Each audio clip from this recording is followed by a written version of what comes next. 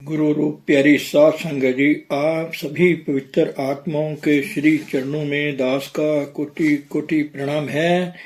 परम पूज्य परम संत ठाकर सिंह जी महाराज जी सत्संग प्रवचनों में आगे फरमा रहे हैं। प्रहलाद कहता है, माँ ऐसा पिता भी है जो धोखा नहीं देगा कभी।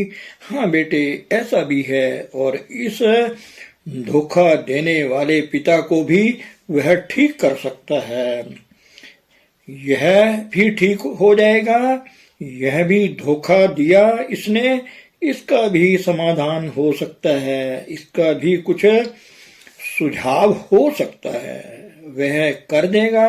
वह सर्व समर्थ है। अच्छा बता, कहाँ है वह? बेटे, वह तेरे अंतर ही बैठा है, वह दूर नहीं है, मेरे अंतर है। वह कैसे मिलेगा? मुझे तो मिला नहीं आज तक, तो तुझे पहले प्रकट करना पड़ेगा, तुझे पहले उठाना पड़ेगा। अगर घर का मालिक है, उसको घर को कोई लूट कर ले जा रहा है, तो क्या करोगे?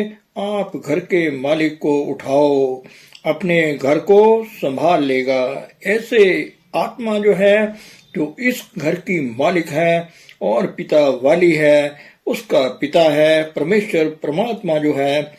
आत्मा का संबंध है परमात्मा के साथ, शरीर मन बुद्धि का संबंध नहीं है। तो तुझे आत्मा के रूप में पहले जगाना पड़ेगा। फिर रिश्ता जो है अपने आप ही बना हुआ है, वह कौन जगाएगा? माँ से पूछता है, बेटे जो इस काम के लिए परमेश्वर ने भेजा है, परमेश्वर खुद किसी न किसी इंसान के रूप में आता है और अपने बच्चे जो हैं, जो ऐसे तड़प रहे हैं, बिछड़े हुए हैं, इनको मिलाने के लिए वह खुद आता है। तो माँ यह ऐसा महापुरुष साधु संत महात्मा या गुरु जिसको कहती है तू कहाँ से मिलेगा, तो कहती है कि ढूंढना नहीं पड़ता। उसकी इच्छा अगर प्रबल हो जाए तो मुझे चाहिए, वह खुद ही आप मिलता है। कृपा करे ता सतगुर मेले, हर हर नाम ध्याई। तो जा, निकल जा घर से और परमेश्वर के आगे अरदास कर कि हे परमेश्वर, मुझे तेरी जरूरत है। जिस तरीके से भी तेरी प्राप्ति हो सकती है, वह ऐसा साधु संत महात्मा, यह तेरा काम है, मुझे मिला दे तो मेरा काम बन जाए। तो बच्चा चल पड़ा घर से। माँ ने ऐसा उपदेश दिया तो माँ ने फिर जाते हुए कह दिया कि बेटे, मैं तेरी माँ नहीं हूँ। एक तो बाप ने अपने राज से निकाल दिया और माँ ने अपने घर से निकाल दिया। दुनियादार बाप ने ऐसा काम कर दिया तो दुनियादार माँ ने भी ऐसा काम कर दिया। लेकिन इसमें जो मैंने किया है, इसलिए नहीं किया कि मैंने इसलिए किया है कि तेरी असल माँ जो है, असल बाप जो है, वह तुझे मिल जाए, तुझे मिल जाए।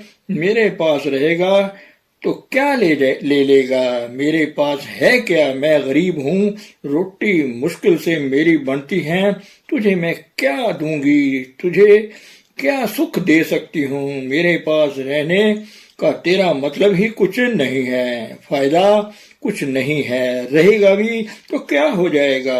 अब मैं तुझे ऐसे बाप के पास, ऐसी माँ के पास भेज रही हूँ जहाँ तेरा कुछ बन जाएगा, इसलिए मैं भेज रही हूँ। तू जा बेटे, तू अपने उस असली माँ बाप को ढूंढ। तू है मेरा पिता, है मेरा माता, तू मेरा बंधक, तू मेरा भ्राता, तू मेरा राखा सबनी थाई, ता भऊ के हा काड़ा जियो। तो माँ ने भी अपना ज्ञानवान होने का सबूत दे दिया। बच्चे को भी समझ आ गई, बच्चा चल पड़ा।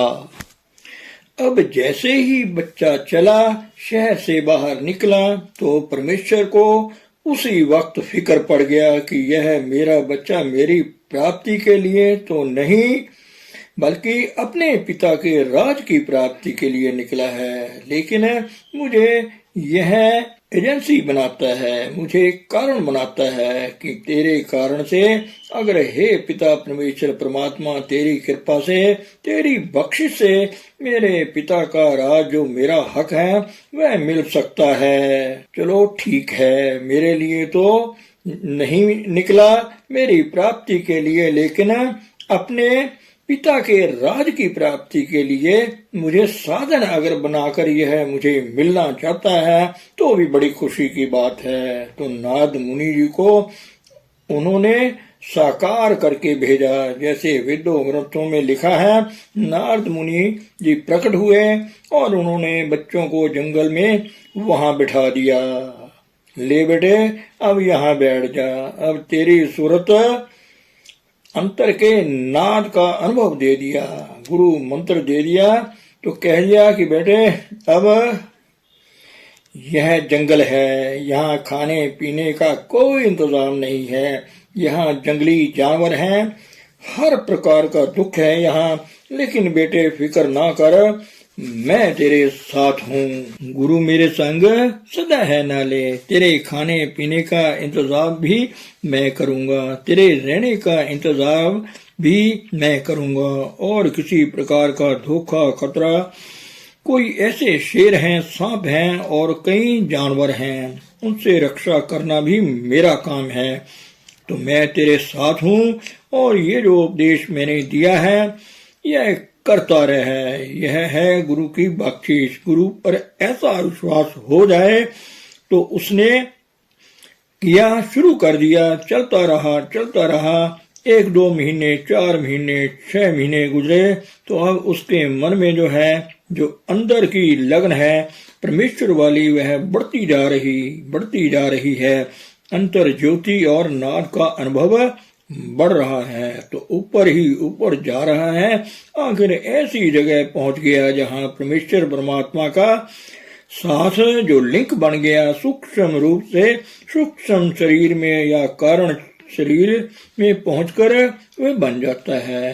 तो यह सिलसिला, यह इस शरीर में यह सिलसिला नहीं बनता, तो क्या हुआ, इसके मन का ख्याल जो है राजे के मन के ख्याल के ऊपर पहुंच गया, और वह ध्रुव का जो ख्याल था इसके अंदर परमेश्वर परमात्मा की ताकत ज्यादा थी, जिस कारण से वह जो उसका पिता था उसके मन के अंदर यह जो खुशी थी कि अच्छा हो गया, मैं एक नई रानी ले आया, और रास्ते में जो रुकावट थी वह लड़का था उसका, और ऊपर वाली रानी थी, घर से निकल गए, अब मुझे कोई धोखा खतरा नहीं है, अब मैं आराम से अपना जीवन चला रहा हूँ।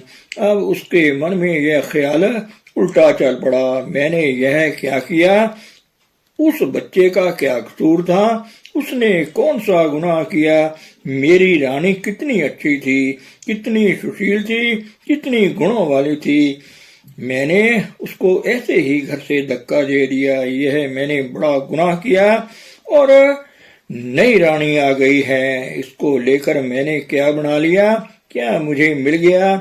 यह जो ख्याल उसका प्रबल हो चुका था, परमेश्वर की कृपा से, परमेश्वर की लगन से ध्रुव का अब परमेश्वर वाला ख्याल जो है राजे के मन के अंदर पहुंच कर राजे के मन को परिवर्तन कर रहा है। आखिर उसने देखा कि मैंने जो गुनाह किए हैं अब इसका प्रायश्चित करना ही पड़ेगा। तो राजा निकल पड़ा और बहुत से आदमी भेज दिए, कहाँ है वह मेरी रानी, कहाँ है मेरा वह सुंदर प्यारा बेटा, कहाँ, जाओ ढूंढो उनको। ढूंढते ढूंढते आखिर पहुंच गया वहां जहां बच्चा बैठा था। तो राजा जो है खुद वहां जाकर हाथ जोड़कर खड़ा हो गया कि बेटे मुझसे बहुत भारी गुनाह हो गया, मैंने बहुत तेरे पर जुल्म किया, अब मुझे माफ कर दे।